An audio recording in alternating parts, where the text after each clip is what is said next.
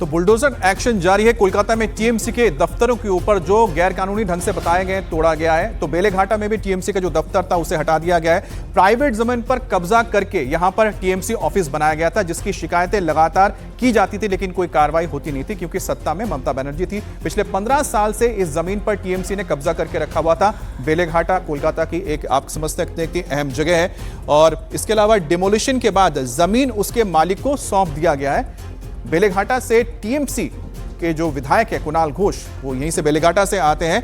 अब उस पर वो क्या कहेंगे, उनका कोई बयान तो अभी तक आया नहीं है। अब देखिए कि मकान मालिक कौन है, मानिक लाल कुंडू। 2011 में इस पर निर्माण शुरू हुआ था। कब्जा किसने कर लिया था? टीएमसी के नेताओं ने, जो लोकल यहां पर टीएमसी के नेता थे।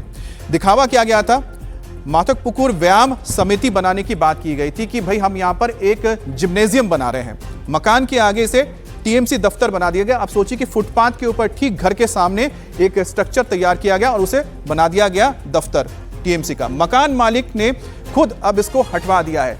तो इस तरह से कब्जा किया जाता था और इसी के खिलाफ जनता लगातार आवाज उठा तो रही थी, लेकिन उसका नतीजा कुछ नहीं हो रहा था। और इस बार आखिरकार जब सब मिलकर सामने आए और पूरी उन्होंने इन मुद्दों को लेकर सरकार को ही पलट दिया जनता ने।